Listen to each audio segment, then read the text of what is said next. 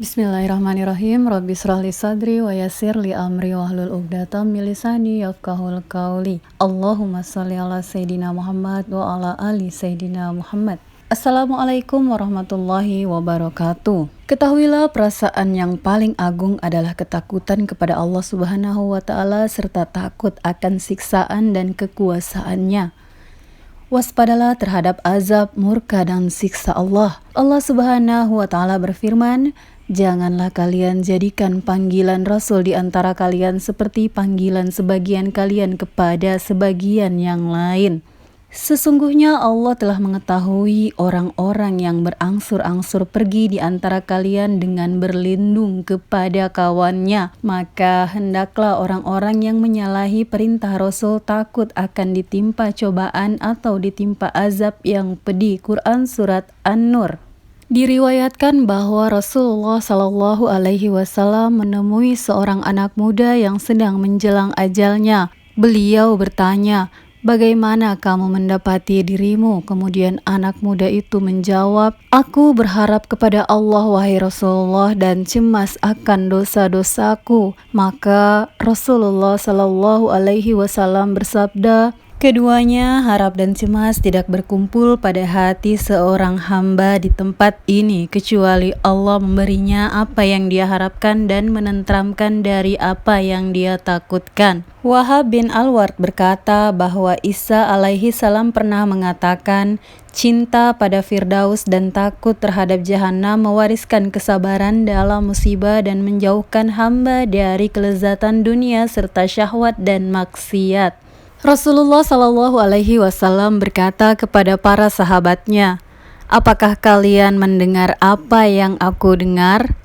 Langit bersuara dan haknya untuk bersuara. Demi zat yang diriku dalam kekuasaannya, tidak ada di situ satu tempat selebar 4 jari pun melainkan malaikat bersujud kepada Allah Subhanahu wa taala, berdiri dan rukuk.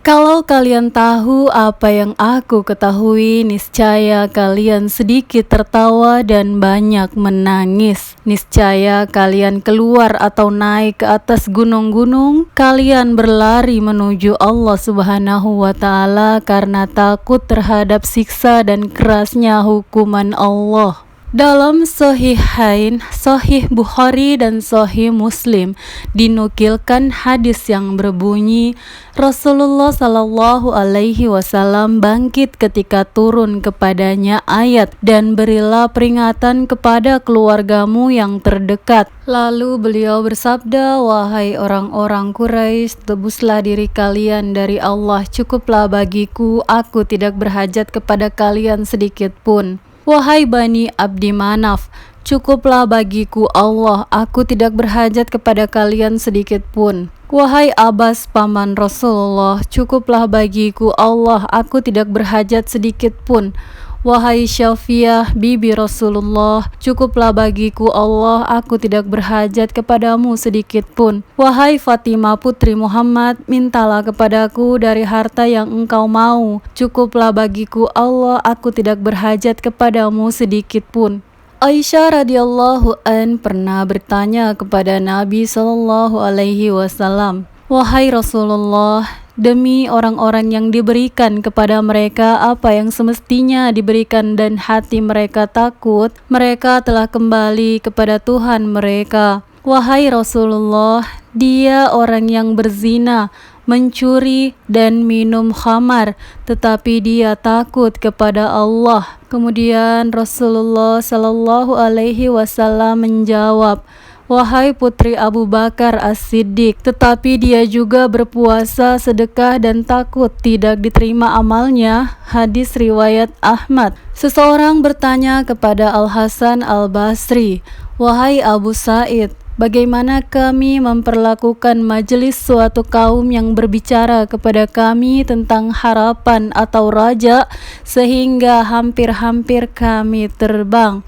Dia menjawab, "Demi Allah, engkau menyertai kaum yang mempertakutkanmu sehingga engkau tahu ketentraman lebih baik bagimu daripada menyertai kaum-kaum yang membuatmu tentram sehingga kemudian engkau ditimpa rasa takut." Ketika Umar bin Khattab radhiyallahu an ditikam pada saat menjelang kematiannya, dia berkata kepada putrinya, "Celakalah kamu, letakkan pipiku di atas tanah, bukan pada ibumu, dan celakalah aku jika dia tidak menyayangiku." Apabila Zainul Abidin bin Ali bin Husain radhiyallahu an berwudu dan selesai dari wudunya, badannya menggigil ketika ditanya mengapa. Dia menjawab, "Bagaimana kamu ini? Tidakkah kamu tahu siapa yang akan aku hadapi? Kepada siapakah aku hendak bermunajat?" Dalam As-Sahihain dinukilkan hadis yang menyebutkan bahwa Nabi Shallallahu Alaihi Wasallam menyebutkan 7 orang yang akan mendapat naungan pada hari ketika tidak ada naungan selain naungan Allah. Di antara mereka adalah seseorang yang mengingat Allah, yakni mengingat ancaman dan hukumannya, yakni karena takut terhadap perbuatan dosa yang telah dilakukannya dan mengakui penyelewengan dan dosa-dosanya. Ibnu Abbas meriwayatkan hadis dari Nabi Shallallahu Alaihi Wasallam bahwa beliau pernah bersabda, "Ada 2 mata yang tidak disentuh api neraka, yaitu mata yang menangis di tengah malam karena takut kepada Allah dan mata yang melek karena terjaga dalam berjihad di jalan Allah." Sufyan Ats-Tsauri meriwayatkan, "Pada suatu hari aku menemui Ja'far As-Shadiq. Aku memohon kepadanya, 'Wahai cucu Rasulullah, berilah aku nasihat.' Lalu Ja'far As-Shadiq berpesan, 'Wahai Sufyan, tidak ada harga diri bagi pendusta, tidak ada ketenangan bagi orang yang hasud, tidak ada persaudaraan bagi orang yang gelisah, tidak ada ketinggian bagi orang yang berakhlak busuk.' Sufyan berkata lagi, 'Wahai cucu Rasulullah, tambahlah.' Ja'far Shadiq berkata, 'Wahai Sufyan, jagalah dirimu dari segala yang diharamkan Allah. Jadilah engkau seorang ahli ibadah. Ridhoilah apa yang Allah karuniakan kepadamu, maka jadilah engkau seorang muslim. Bergaulah dengan orang lain menurut apa yang engkau suka kalau mereka bergaul denganmu. Jadilah engkau seorang mukmin. Janganlah bersahabat dengan pendurhaka karena dia akan mengajarimu kedurhakaan. Seseorang dilihat dari sikapnya terhadap utang kekasihnya. Pandanglah siapa saja bersahabat dan diajak bermusyawarah dalam urusanmu yang takut kepada Allah." Kemudian Sufyan berkata lagi, "Wahai cucu Rasulullah, tambahlah." Kemudian Ja'far As-Shadiq berkata, "Wahai Sufyan, siapa yang menghendaki kemuliaan tanpa kekerabatan dan ketakutan tanpa kekuasaan, hendaklah dia keluar dari maksiat menuju Allah untuk taat kepadanya." Selanjutnya Sufyan berkata lagi, "Wahai cucu Rasulullah, tambahlah." Kemudian Ja'far As-Shadiq berkata, "Wahai Sufyan, kakekku yakni Nabi Shallallahu Alaihi Wasallam mendidikku dengan 3 hal. Beliau berkata kepadaku, siapa yang bersahabat dengan pelaku kejahatan, dia tidak akan selamat. Siapa yang masuk ke tempat kejahatan, dia akan dituduh melakukan kejahatan. Siapa yang tidak menjaga lidahnya, dia akan menyesal." Imam Abu Al-Fajr bin Al-Jauzi berkata, "Ketakutan itu adalah api yang membakar keinginan rendah. Keutamaannya adalah menurut kadar keinginan rendah itu dan kadar jauhnya dari maksiat dan mendorong pada ketaatan. Bagaimana ketakutan tidak menjadi keutamaan?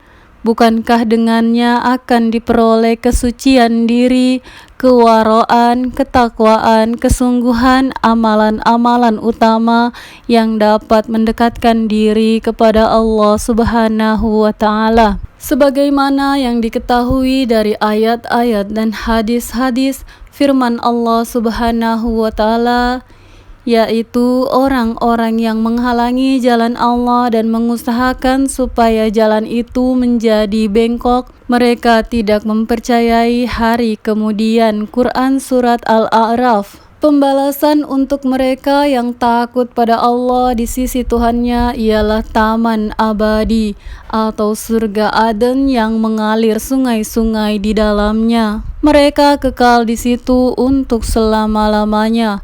Allah merasa ridho kepada mereka dan mereka pun ridho kepada Allah. Itu untuk siapa saja yang takut kepada Tuhannya. Quran Surat Al-Bayyinah. Itu hanya setan yang mempertakuti kawan-kawannya. Sebab itu janganlah kamu takut kepada mereka dan takutlah kepada Aku kalau kamu benar-benar orang yang beriman. Quran Surat Ali Imran. Dan siapa yang takut terhadap waktu berdiri di hadapan Tuhannya, dia memperoleh 2 taman surga. Quran Surat Ar-Rahman. Nanti peringatan itu akan diterima oleh orang yang takut kepada Allah. Quran Surat Al-A'la. Hanyalah yang takut kepada Allah ialah orang-orang yang berilmu di antara hamba-hambanya. Quran Surat Fatir. Hadis-hadis yang menunjukkan ilmu juga menunjukkan keutamaan takut, sebab ketakutan merupakan buah dari ilmu. Abu Ad-Darda meriwayatkan bahwa Rasulullah Shallallahu Alaihi Wasallam bersabda, apabila tubuh hamba menggigil karena takut kepada Allah Azza wa Jalla, karena bergugurannya daun-daun dari pohon yang kering, Rasulullah Shallallahu Alaihi Wasallam bersabda bahwa Allah Subhanahu wa Ta'ala berfirman, demi keagunganku, aku tidak menggabungkan pada diri hambaku 2 ketakutan, dan aku menggabungkan pada dirinya 2 ketentraman. Jika dia merasa tentram kepadaku di dunia, aku akan membuatnya takut pada hari kiamat. Jika dia takut kepada aku di dunia, aku akan menentramkannya pada hari kiamat. Abu Sulaiman Ad-Darani berkata, setiap hati yang tidak diisi dengan takut kepada Allah berarti telah rusak.